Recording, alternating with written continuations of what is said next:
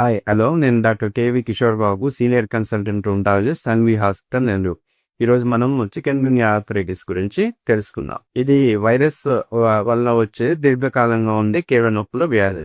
ఇది ముఖ్యంగా దోమలు కుట్టడం వల్ల వ్యాప్తి చెందుతూ ఉంటుంది. సో వర్షాకాలంలో ఎక్కువగా వస్తుంది. ఒక ఊళ్ళో ఒకరికి వచ్చిందంటే తర్వాత మిగతా అంతా కూడా చాలా మందికి ఈజీగా స్ప్రెడ్ అయిపోతుంది.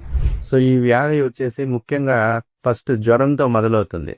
తీవ్రమైన జ్వరం రావడం, కీళ్ళ నొప్పులు, వాపులు సడన్గా మొదలైపోతాయి. తర్వాత కదలలేకపోవడము, తర్వాత కాళ్ళ వాపులు రావడం, ఇవన్నీ కూడా సడన్గా వచ్చేస్తాయి. వచ్చిన తర్వాత కొంతమందిలో ఫీవర్ తగ్గగానే కొంతమందిలో తగ్గిపోతాయి. కొంతమందికి మాత్రం 2-3 నెలలు ఈ నొప్పులు అలాగే ఉండిపోతాయి. ఈ నొప్పులతో పాటుగా కొంతమందికి శరీరం మీద నల్లటి మచ్చలు వస్తాయి. చేతుల్లో కానీ, పాదాల్లో కానీ, శరీరం మీద కానీ, మొహం మీద, ముఖ్యంగా ముక్కు మీద నల్లటి మచ్చగా వస్తుంది. దీన్ని చిక్స్ అంట. ఈ విధంగా ఉంటుంది. చాలా మందిలో 60-70% మందిలో 2-3 నెలలు ఈ నొప్పులన్నీ కానీ, పిగ్మెంటేషన్ కానీ తగ్గిపోతుంది. కానీ కొంతమందిలో మాత్రం ఒక 30% మాత్రం నొప్పులు అలాగే కొనసాగుతాయి. దీన్ని క్రానిక్ ఆర్థరైటిస్ అంటాం.